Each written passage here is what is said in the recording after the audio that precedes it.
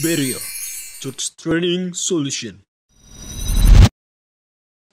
Shalom rekan-rekan sekalian yang terkasih di dalam Tuhan Yesus. Pada hari ini kami kembali datang melalui video ini untuk memberikan tips bagaimana menyusun outline khotbah. Semoga bermanfaat.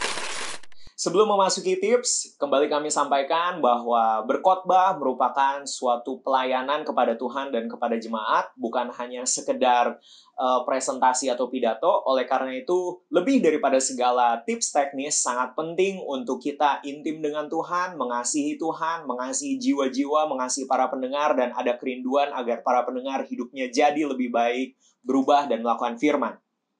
Tips yang pertama, di dalam menyusun outline khotbah, ada satu hal kecil yang sering orang luput untuk masukkan, tapi masukkanlah hal ini, yaitu awalilah khotbah Anda dengan memberi salam kepada setiap panitia penyelenggara ibadah. Dalam hal ini terkhusus apabila ada gembala sidang atau mungkin ada pemimpin setempat, berilah salam. Itu merupakan suatu wujud etika, apalagi kalau Anda adalah seorang pengkhotbah tamu. Jangan lewatkan hal ini. Yang kedua, sangat penting untuk ketika Anda menyampaikan firman, masukkanlah atau sebutkanlah secara tegas dan tepat dalam satu kalimat barangkali apa yang menjadi tema khotbah Anda sepanjang waktu ke depan, 30, 45 menit atau 60 menit ke depan tersebut. Dalam satu kalimat. Jangan biarkan para pendengar mengira-ngira, dan ini juga membatasi agar Anda tidak terpancing untuk khotbahnya melantur kemana-mana.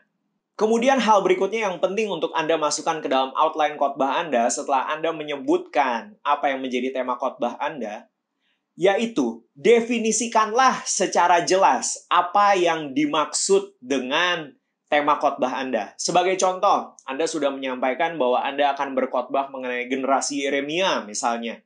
Jelaskanlah apa itu generasi Yeremia dalam satu kalimat, dalam satu paragraf, sehingga sekali lagi saya tekankan, jangan biarkan pendengar mengira-ngira sampai dengan akhir khotbah Anda. Ini sebenarnya pengkhotbah sedang berkhotbah tentang apa? Jangan. Tegaslah dari awal apa yang menjadi ruang lingkup pembahasan Anda. Langkah berikutnya, dalam outline khotbah Anda, atau dalam urut-urutan yang akan Anda sampaikan ketika berkhotbah, masukkanlah beberapa poin yang menjelaskan akan apa yang menjadi tema khotbah Anda. Jangan terlalu banyak, misalnya hanya 3 atau 4 poin saja. Misalnya, Anda akan berkhotbah kembali mengenai generasi Yeremia, maka Anda bisa memasukkan 3 poin, 3 langkah menjadi generasi Yeremia. Misalnya seperti itu. Jangan terlalu banyak walaupun mungkin di kepala Anda ada begitu banyak poin. Karena percayalah, para pendengar pun membutuhkan fokus, para pendengar pun tidak akan sanggup untuk menampung begitu banyak poin. Masih jauh lebih baik apabila Anda membuat khotbah Anda berseri, masih lebih baik apabila Anda sharing langkah-langkah berikutnya di kesempatan yang berikutnya, tapi jangan terlalu banyak poin. Khawatir para pendengar pun toh akan lupa ketika Anda pulang. Sayang sekali poin yang begitu banyak itu. 3 poin, 4 poin, cukup. Dan kemudian, perlu saya ingatkan bahwa dalam 3 poin atau 4 poin tersebut, masukkanlah sesuatu yang sifatnya bisa menjelaskan lebih dalam lagi. Contoh, ketika Anda akan menjelaskan poin pertama, masukkanlah ilustrasi yang mungkin Anda pernah baca dari satu buku rohani. Kemudian, poin kedua Anda menjelaskannya, masukkanlah kesaksian pribadi Anda. Bisa. Jangan 3 poin atau 4 poin, semuanya ilustrasi. Jangan 3 poin atau 4 poin, semuanya kesaksian. Jangan. Para pendengar datang untuk mendengar firman Tuhan, bukan untuk mendengar tentang hidup Anda. Jadi perlu bervariasi. Bahkan sesekali bisa divariasikan dengan menonton video untuk menjelaskan poin tertentu, atau dengan games tertentu kalau ibadah kaum muda. Yang jelas pastikan 3 atau 4 poin tersebut dijelaskan dengan bervariasi. Dan kemudian hal berikutnya yang perlu kita lakukan dalam menyusun outline atau urutan khotbah, akhirilah dengan jelas. Bisa 1 paragraf. Akhirilah khotbah Anda dengan closing statement. Jadi saudara-saudara, untuk menjadi generasi Yeremia, kita sebagai kesimpulannya harus melakukan 3 atau 4 langkah tersebut, yaitu 1, 2, 3, 4. Jangan biarkan jemaat mengira-ngira.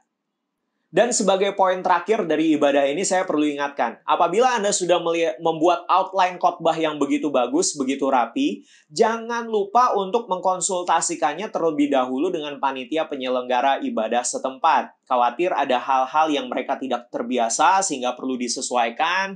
Misalnya mungkin mereka tidak terbiasa dengan adanya game di tengah khotbah, ya jangan, hormatilah akan panitia penyelenggara ibadah. Atau justru sebaliknya, misalnya di ibadah yang dimaksud mereka sangat terbiasa atau sangat rindu untuk didoakan secara khusus oleh pengkhotbah lewat altar call, ya adakanlah. Yang pasti diskusilah dengan panitia penyelenggara ibadah dan mohonlah bimbingan Tuhan, hargai semua pihak.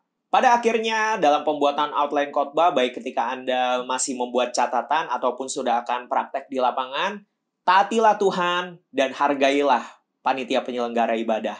Dan pastikan pendengar mendapat manfaat yang maksimal, bukan untuk kepuasan Anda, tapi untuk pertumbuhan para pendengar. Tuhan Yesus memberkati.